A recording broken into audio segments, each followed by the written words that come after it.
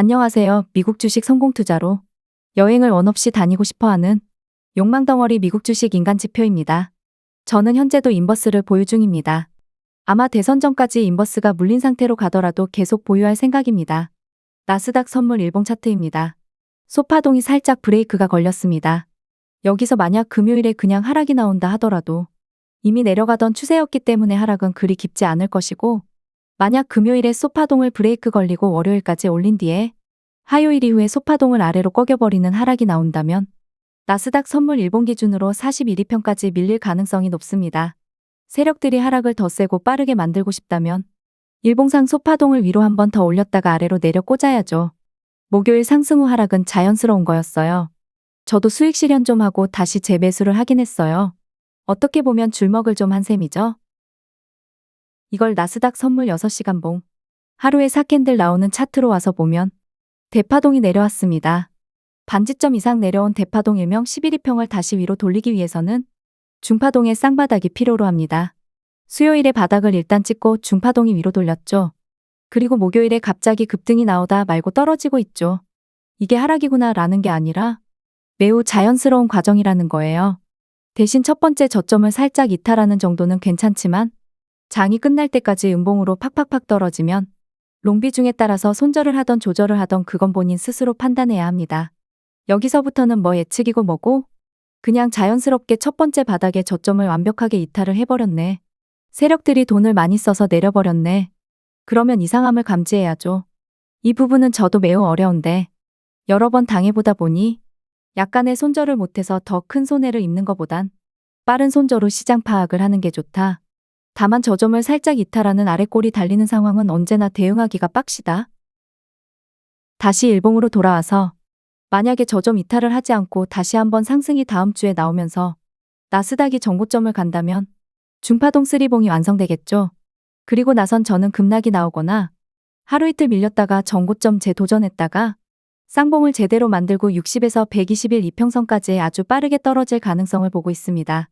지금 일봉상 계속 21위평 지지가 두 번째 나왔기에 세 번째에는 21위평에서 지지가 아닌 다이렉트 하락이 나올 가능성이 매우 높습니다. 주봉으로 넘어와서 보면 대파동 저점을 낮추는 3봉이 나올 가능성이 보입니다. 대파동 3봉이면 브레이크가 한 번은 걸리긴 하겠으나 최소 80에서 121위평선까지 밀립니다. 저는 121위평선이 더 매력적이라 거길 보고 있습니다. 그러면 나스닥은 고점 대비 20% 이상 하락이 나올 수 있습니다. 다시 일봉으로 돌아와서 이번 7월달 대파동 3봉 이후에 다이렉트는 아니지만 일봉의 120일 이평선까지 밀리는 경우가 발생을 했었죠. 물론 그 이후에 반등이 나왔다가 더 떨어졌지만 아무튼 대파동 3봉 이후에는 조심해야 합니다. 내가 얼마나 더 수익 내겠다고 3배수 무리하게 투자하다간 한순간에 마이너스 50% 맞아버리면서 수익 다 반납할 수가 있어요.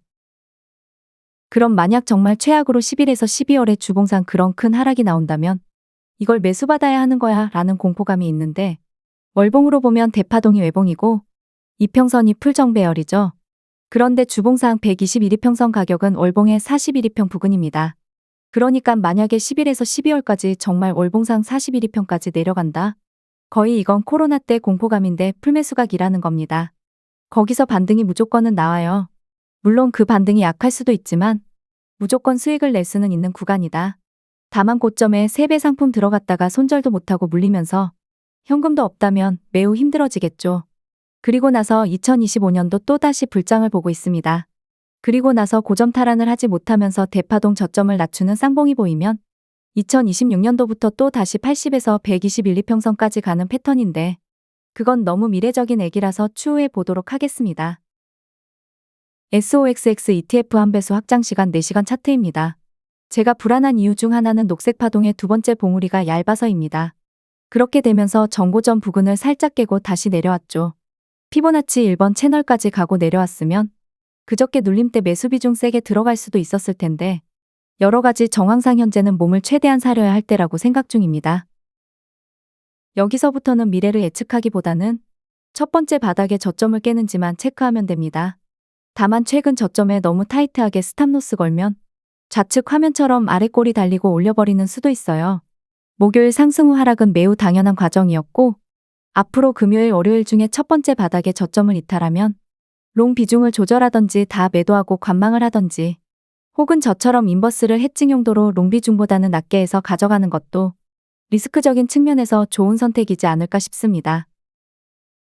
다만 목요일에 일단 윗꼬리가 달긴 했지만 20일 이평선을 깨는 흐름이 나왔기 때문에 당장 다음 주에 바로 조정장으로 가지는 않을 거라고 보는 입장입니다. 물론 저 또한 스탑로스는 걸고 잠들긴 하겠지만요. 다음 주에도 일단 바로 조정장으로 가지 않을 거라고 보는 이유는 엔비디아 4시간 확장시간 차트를 보았을 때 중파동이 고점 부근까지 올라왔다가 밀리는 형태라서 소파동 외봉이므로는 중파동을 다시 바닥권까지 내릴 수가 없습니다. 그렇다면 소파동 쌍봉이 만약 저점을 낮추는 쌍봉이 나온다면 그때는 이제 희망을 버리고 롱을 놓아주면 되겠습니다. 아무튼 현재는 엔비디아가 아직 살아있어서 SOXL 상품의 단기적인 큰 하락까지는 보이지가 않지만 그리고 이번에 만약 또 상승을 해서 40달러 돌파하는 흐름이 나온다면 해칭을 무조건 하시면서 롱 분할 매도 하시는 걸 추천드리는 바입니다. 한 번에 추가 상승이 있을지 말지는 모르겠으나 지금은 세배수 상품 너무 큰 비중 들어가시기엔 부담스럽습니다. 다들 조심조심히 임하시길 바랍니다. 구독과 좋아요, 알람 설정은 무료입니다.